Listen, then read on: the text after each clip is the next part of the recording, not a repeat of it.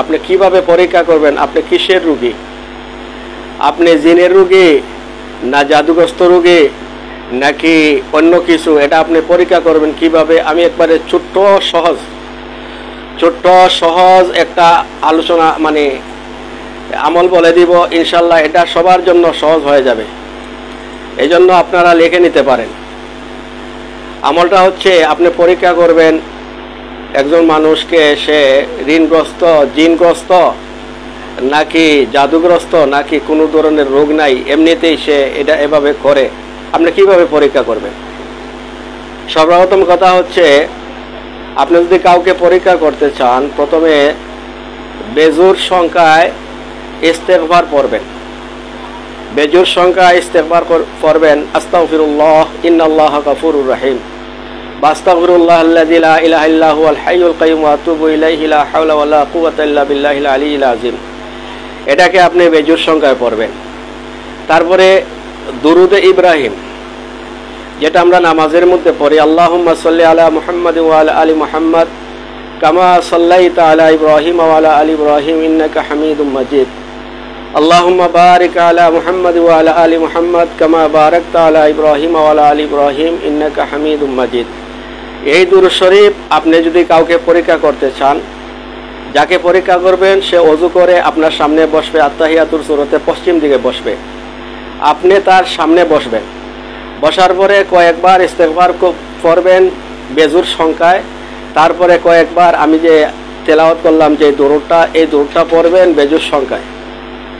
এরপরে আপনি সূরাতুল ফাতিহা বিসমিল্লাহ সহ, যেমন বিসমিল্লাহির রহমানির রহিম আলহামদুলিল্লাহি রাব্বিল আলামিন, বিসমিল্লাহির রহমানির রহিম আলহামদুলিল্লাহি রাব্বিল আলামিন, এইভাবে মিলাইয়া সূরা ফাতিহা 7 বার পড়বেন বিসমিল্লাহ সহ। 7 বারই যাকে আপনি পরীক্ষা করবেন তার বাম হাতের এই যে বাম হাত, এই বাম হাতের এখানের মধ্যে, বাম হাতের এই গাতার মধ্যে, অর্থাৎ বাম হাতের এখানের মধ্যে আপনি ফু দিবেন। প্রতিবার বিসমিল্লাহ সহ সূরা ফাতিহা পরে এখানে ফু দিবেন প্রতিবার, এভাবে 7 বার পড়বেন সূরা ফাতিহা। তারপরে আপনি পড়বেন সূরা নাস বিসমিল্লাহ সহ 3 বার, সূরা নাস বিসমিল্লাহ সহ 3 বার পড়বেন। পড়ার পরে আবার এই বাম হাতের তালুতে ফু দিবেন। তালুতে ফু দিয়ে বলবেন রোগীকে, যাকে পরীক্ষা করবেন সে মুষ্টিবদ্ধ করে নিতে। এভাবে মুষ্টিবদ্ধ করে নিলে 3 থেকে 5 মিনিট পর্যন্ত তাকে মুষ্টিবদ্ধ করে রাখতে বলবেন। ঠিক আছে? আপনি পরীক্ষা করবেন যে এই রোগীকে এটা জিনগ্রস্ত না জাদুগ্রস্ত না স্বাভাবিক কোনো রোগী, এটা আপনি পরীক্ষা করতে হলে এই পদ্ধতি আপনি অবলম্বন করতে হবে। ঠিক আছে? আমি বারবার বলছি, এগুলা কিন্তু কোনো রাখি, কোনো চিকিৎসক আপনাকে বলে দিবেন। আজকের লাইভটা খুব গুরুত্বপূর্ণ একটা লাইভ, যাতে মানুষের উপকার হয়, এই উপকারতে আমি আজকে লাইভে আসছি ইনশাল্লাহ। তো কথা হচ্ছে এভাবে মুষ্টিবদ্ধ করে রাখবে 5 মিনিট। এমত অবস্থায় আপনি কি করবেন, আপনি ইস্তেগফার পড়বেন, মনে মনে দুরূদ শরীফ পড়বেন। 5 মিনিট পরে যাকে আপনি পরীক্ষা করবেন তাকে বলবেন তোমার হাতটা খুলো। এভাবে হাতটা খুলে তাকে বলবেন, এভাবে সে শুকে নিতে বলবেন। যদি শুকে নেওয়ার পর ওখানের মধ্যে মাছ বা শুটকি বা আথর, সুগ্রান, এগুলার যদি গ্রান আসে তার নাকের মধ্যে, মাছ, শুটকি বা আতর বা সুগ্রান এ জাতীয় কিছু গ্রান যদি এখান থেকে তার নাকের মধ্যে আসে, তাহলে সে হচ্ছে জিনগ্রস্ত রোগী।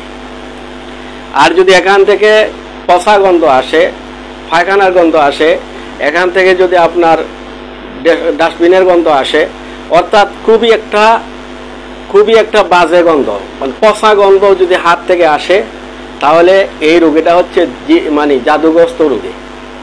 এই রোগীটা হচ্ছে জাদুগ্রস্ত রোগী। এখন যদি জাদুগ্রস্ত হয় বা জিনগ্রস্ত হয়, আপনি পরীক্ষা করে নিলেন, অথবা যদি তার হাতের মধ্যে কোনো ধরনের গ্রান হয় না, কোনো গ্রান আসে না, তাহলে তা সে কোনো ধরনের রোগী না, এটা এমনিতেই সে করতেছে। এই জন্য আপনি কি করবেন, আপনি যদি জাদুগ্রস্ত রোগী হয়, ঋণগ্রস্ত রোগী হয়, তাকে আপনি চিকিৎসা নেবেন, খুব দ্রুত চিকিৎসা নেবেন। এই হলো আপনি কিভাবে একটা মানুষকে পরীক্ষা করবেন, যে কোনো মানুষ পরীক্ষা করতে পারবে, তবে যে পরীক্ষা করবে সে অজু সহকারে, যাকে পরীক্ষা করবে সেও অজু সহকারে বসবে, দুজন মুখামুখি বসবে। যাকে পরীক্ষা করা হবে সে যেন পশ্চিম দিকে আত্তাহিয়াতুর সূরতে বসে, আর যিনি পরীক্ষা করবেন সে তার সামনে মুখামুখি হয়ে বসবে। এভাবে পরীক্ষা করবে। পরীক্ষা করার পরে যখন আপনার কাছে ধরা পড়বে যে এই রোগীটা জিনগ্রস্ত বা জাদুগ্রস্ত বা কোনো ধরনের রোগ নাই, কোনো ধরনের রোগ না হইলে তো তখন তাকে রুকায়া করে নেবেন। যেহেতু সে কি করতেছে রুকায়া করে নেবেন, সে তাকে রুকায়া করে নেবেন। আর যদি সে জাদুগ্রস্ত হয়, ঋণগ্রস্ত হয়, দ্রুত চিকিৎসা নেবেন, রাকির কাছে দ্রুত তার চিকিৎসাটা নিয়ে নেবেন। আমরা বাংলাদেশের যে কোনো প্রান্ত থেকে আমাদের কাছ থেকে আপনারা চিকিৎসা নিতে হইলে আমাদের সাথে যোগাযোগ করুন। আমাদের এই কোরআনিক চিকিৎসা কেন্দ্র, এটা শেরপুর, সিলেট শেরপুর। এখানে আপনারা এসে যে কোনো বাংলাদেশের যে কোনো প্রান্ত থেকে এসে আমাদের কাছ থেকে এটার চিকিৎসা নিতে পারেন।